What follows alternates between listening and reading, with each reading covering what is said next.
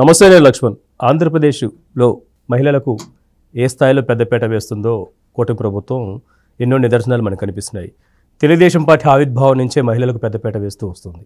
అదేవిధంగా చంద్రబాబు నాయుడు గారి నాయకత్వంలో ఎన్నో వినూత్న పథకాలు మహిళల కోసం ఏర్పాటు చేసిన పరిస్థితులు అయితే ఉన్నాయి. ఇదే అంశంపైన మనతో మాట్లాడడానికి తెలుగుదేశం పార్టీ అధికార ప్రతినిధి సూర్యదేవర లత గారు స్టూడియోలో అందుబాటులో ఉన్నారు. ఆమెతో మాట్లాడి మరిన్ని విషయాలు చర్చించుకునే ప్రయత్నం చేద్దాం. మేడం గారు నమస్తే అండి. నమస్తే మేడం గారు, తెలుగుదేశం పార్టీ ఆవిర్భావం నుంచే మహిళలకు పెద్దపీట వేస్తూ వాళ్ళని ఆదరిస్తూ ఎన్నో విధాలుగా వాళ్ళని పైకి తీసుకెళ్లే కార్యక్రమాలు శ్రీకారం చుడుతున్నారు బాబు గారు. ఇప్పుడు ఆంధ్రప్రదేశ్లో కూటమి ప్రభుత్వ అధికారులు ఉన్న తర్వాత మహిళలకు మహిళా సాధికారత కోసం అనేక సంక్షేమ పథకాలు అమలు చేస్తున్నారు.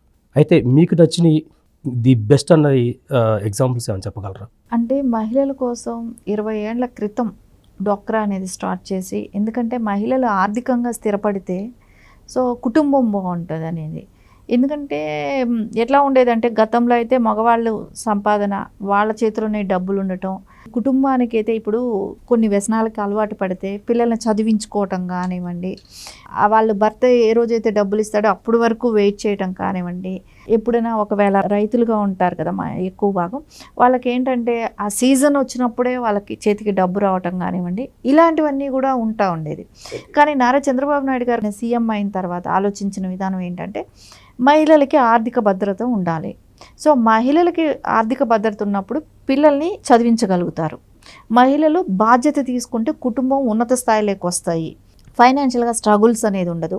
ఒక 6 నెలలకి ఒకసారి వచ్చే పంట కోసం వెయిట్ చేయకుండా వాళ్ళకి పశు సంపద కొనుక్కొని పాడి మూలాన వచ్చే పాల మూలాన వచ్చే ఆదాయంతోనే కావచ్చు, ఇంకోటి అంటే వాళ్ళ చేతి వృత్తులు ఏదైతే ఉంటాయో, కుట్టు మిషన్లు అవ్వచ్చు, అంటే మనం తినే తిండి అంటే స్నాక్స్ లాంటివి ప్రిపరేషనే కావచ్చు, డెకరేషన్ వస్తువులే కావచ్చు, ఇట్లాంటివి రకరకాల చేనేతవే కావచ్చు, ఇట్లా దేనికైనా కూడా మహిళలకి వాళ్ళకి ఒక చిన్న బిజినెస్ అనేది స్టార్ట్ చేస్తే వాళ్ళల్లో కొంచెం గ్రోత్ అనేది వస్తుంది, వాళ్ళకు ఒక ఇన్కమ్ అనేది వస్తుంది అనే విషయంతో వాళ్ళకి పావలా వడ్డీలకే రుణాలు లాంటివి ఇచ్చి వాళ్ళని అభివృద్ధి చేయాలి. ఇంకోటి ఏంటంటే సెల్ ఫోన్స్ అప్పుడు కొత్తగా వచ్చాయి. ఒక టీంకి ఒక ఫోన్ ఇవ్వటం మహిళలకి, అది ఇస్తే వాళ్ళు ఏంటంటే ఒక బ్యాంక్ మేనేజర్తో మాట్లాడటము, సో ఒక ఆఫీసర్తో వాళ్ళు మాట్లాడుకోవాలనే ఆలోచన వచ్చినప్పుడు వాళ్ళు అంటే జర్నీలు చేసి అంతంత దూరం మహిళలు వెళ్ళాల్సి వచ్చినప్పుడు కష్టంగా ఉంటుంది కాబట్టి ఒక గ్రూప్కి ఒక ఫోన్ ఇవ్వటం కూడా, ఆ టైంలో ఎక్కడ ఏ రాష్ట్రంలో కూడా అలాంటి ఇది చేయలేదు, ఫోన్లు ఇవ్వటం వాళ్ళకి. ఇలాంటివన్నీ కూడా నారా చంద్రబాబు నాయుడు గారు ఆ రోజున ఇదంతా ఆలోచించి వాళ్ళకి ఒక భరోసా అనేది కల్పించాలనే దానికే చేశారు. సరే, అప్పటి నుంచి ఇప్పటి వరకు కూడా సక్సెస్ఫుల్గా రన్ అవుతూనే ఉంది. మహిళలకి బాబు గారు ఏదైతే అనుకొని చేశారో ఆర్థిక భద్రత అనేది మహిళలకు ఉండాలి అనుకునేది, ఈ రోజున వాళ్ళ పిల్లలే కానివ్వండి ఇంజనీర్స్ అవ్వటం, విదేశాల వరకు వెళ్ళి చదువుకోవటమే కానివ్వండి, అక్కడ ఉద్యోగాలు చేయటం, స్థిరపడటం, ఇలాంటివన్నీ ఆయన గెస్ చేశారు, ముందే ఆలోచించారు. 20 ఏళ్ల తర్వాత భవిష్యత్తు ఇలా ఉంటుంది అనేది ఏదైతే అనుకున్నారో 2020 విజన్, దీనిలో కూడా ఇది కూడా ఒక భాగం అయింది. ఆర్థిక భద్రత అనేది కుటుంబానికి ఉండాలనుకున్నప్పుడు ఒక మహిళ చేతిలో ఉంటే అది ఉంటుంది అనేది ఆయన ఆలోచించారు. 20 years బిఫోర్ ఆలోచించారు. లత గారు, గతంలో మనం వైసీపీ ప్రభుత్వం చూసుకోవచ్చు. డ్వాక్రా సంఘాలు వడ్డీలు కట్టలేక, వడ్డీలు ఇస్తానని చెప్పి, డ్వాక్రా రుణమాఫీ చేస్తానని చెప్పి సక్రమంగా చేయలేక ఎన్నో గ్రూపులు మధ్యాంతరంగా ఆగిపోయిన పరిస్థితి ఉంది. గడిచిన 7 నెలల నుంచి గ్రూపులు మళ్ళీ రీస్టార్ట్ అవ్వటం, కొత్త కార్యక్రమాలకు శ్రీకారం చుట్టడం, ఇవన్నీ ఎలా చూసుకోవచ్చు అంటారు? అంటే వాళ్ళకందరికీ కూడా మహిళల్లో ఒక భరోసా అనేది వచ్చింది. ఎందుకంటే ఇది స్థాపించిన వ్యక్తే సీఎం అయితే, ఇది ఏదైతే డ్వాక్రా అనేది స్థాపించారో ఆ వ్యక్తే సీఎం అయితే దీన్ని ఇంకా ముందుకు తీసుకెళ్తారు అనేది రాష్ట్రంలో మహిళలందరికీ కూడా అనిపించింది.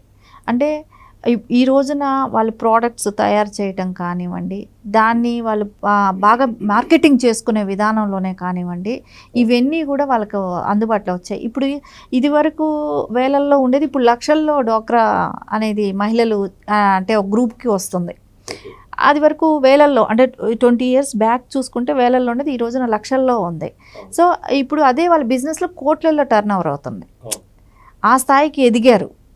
ఇప్పుడు రేపు పొద్దున ఒక ఉమెన్స్ డే రోజు తీసుకుంటే మార్చి 8వ తారీఖున ₹1,00,00,000 వరకు అంటే ఒక్క రోజుకి ₹1,00,00,000 బిజినెస్ చేయగలిగే సత్తా వాళ్ళల్లో వస్తే, రోజుకి ₹1,00,00,000 వాళ్ళు బిజినెస్ చేయటం అనేది ఒకటి స్టార్ట్ అయింది అనుకోండి, సంవత్సరంలో దగ్గర ఎంత చేయగలుగుతారు? కొన్ని వందల కోట్లు చేయగలుగుతారు. సో అది వాళ్ళకు కూడా ఒక టార్గెట్ లాగా అవుతుంది. సో వాళ్ళకి కూడా ఏంటంటే ఒక నూతన ఉత్సాహంతో, సో మనం కూడా అంటే ఇప్పుడు ఈ గ్రూప్ ఇంత చేసింది, ఇంకో గ్రూప్ ఇంత చేసింది అన్నప్పుడు వాళ్ళకి కూడా కాంపిటీషన్ అనేది వస్తుంది. సో ఆ స్పిరిట్తోనే వాళ్ళు కూడా ముందుకెళ్ళి పనిచేస్తారు. సో వాళ్ళకి ఇంకా కొంచెం ఆర్థిక భద్రత అనేది వాళ్ళలో ఉంటుంది. అది ఆ విధంగానే నారా చంద్రబాబు నాయుడు గారు ఆలోచించబట్టే ఈ రోజున మహిళ సేఫ్గా ఉంది, మహిళల్లో చేతిలో డబ్బు ఉంటే ఆటోమేటిక్గా గ్రోత్ అనేది రాష్ట్రానికి వస్తుంది. లత గారు, ఇప్పుడు మనం చూసుకుంటే ఎన్డీఏ ప్రభుత్వం పైన వైసీపీ బురజల్లే పని చేస్తుంది. సూపర్ 6 పథకాలు అమలు కావట్లేదు, గ్యాస్ కానీ లేకపోతే ఉచిత బస్సు విధానం పైన కానీ. ఈ ఆరోపణలు మీరు ఎలా తీసుకొని మీరు దీన్ని కౌంటర్ ఇస్తారంటారు?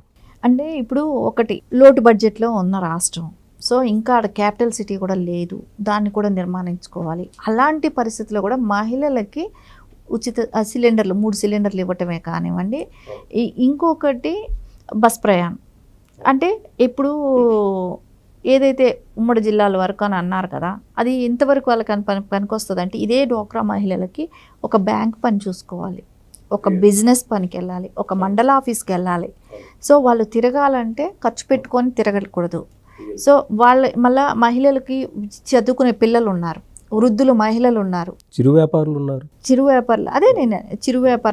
వాళ్ళు వెళ్ళి వ్యాపారాలు చేసుకొని రావాలి. ఒక చిన్న మహిళలు వెళ్ళి ఉద్యోగం చేసుకొని ఉంటారు, ఒక షాప్లో వెళ్ళి పనిచేస్తారు, పెద్ద జీతాలు ఉండవు, 10,000 ఎంతో ఉంటుంది. సో వాళ్ళు బస్కే నెలకి 2-3 వేలు ఖర్చు పెడితే వాళ్ళకి మిగిలేది ఏంటి? సో అందుకే లోకల్గా ఇప్పుడు ఏ టూర్లకో వెళ్ళమని చెప్పట్లేదు అక్కడ. సో మీ సొంత పనులు మీరు చేసుకుంటూ ఆర్థికంగా స్థిరపడాలి మహిళలు అనే ఒక ఆలోచనతోనే, సో వాళ్ళ జిల్లా వరకు వాళ్ళకి కావాల్సిన కలెక్టర్ ఆఫీస్కి వెళ్ళగలుగుతారా? సో ఏదైనా వాళ్ళు ఒక పని మీద వెళ్ళినప్పుడు ఖర్చు పెట్టుకొని వెళ్ళకూడదు. సో వాళ్ళ పనులు వాళ్ళు చేసుకొని రావాలి. సో ఈరోజు పని అవ్వకపోతే రెండో రోజు వెళ్ళాలంటే వాళ్ళు భయపడరు, అంటే మళ్ళీ ఖర్చు, రెండో రోజు వెళ్తే ఖర్చు. సో అదేలాగా వాళ్ళు అక్కడ నుంచి ఇంటి దగ్గర నుంచి బయలుదేరితే ఫ్రీ బస్సు, ఉచిత భోజనం, తిప్పి వాళ్ళు మళ్ళీ రావచ్చు. అన్న క్యాంటీన్లు ఉంటాయి ప్రతి చోట. సో వెళ్ళి భోంచేసి వస్తారు. సో కనెక్టివిటీ ఇక్కడ. సో వాళ్ళకి ఆర్థిక భద్రత అనేది కంపల్సరీ ఉండాలనేది ఇక్కడ ఆయన ఆలోచించింది. ఖచ్చితంగా ఇదైతే ప్రతి మహిళ కూడా ఏపీలో, సో ఇప్పుడు ఉన్న లోటు బడ్జెట్లో వాళ్ళకు ఒక సెక్యూరిటీ అనేది దొరికిందని అనిపిస్తుంది. ఇది మొత్తానికైతే లోటు బడ్జెట్ ఉన్న మొదటి నుంచి కూడా తెలుగుదేశం పార్టీ కానీ ఎన్డీఏ కూటమి కానీ మహిళలకు పెద్ద ప్రయారిటీ ఇచ్చే విధంగా, పెద్దపేట వేసే విధంగా వినూత్న కార్యక్రమాలు చేపడటంతో పాటు మేనిఫెస్టోలో పెట్టిన ప్రతి ఒక్క అంశాన్ని నెరవేరుస్తారని చెప్పి లతా గారి యొక్క చర్చ ద్వారా అర్థమవుతుంది. మరొక అంశంతో మళ్ళీ కలుద్దాం.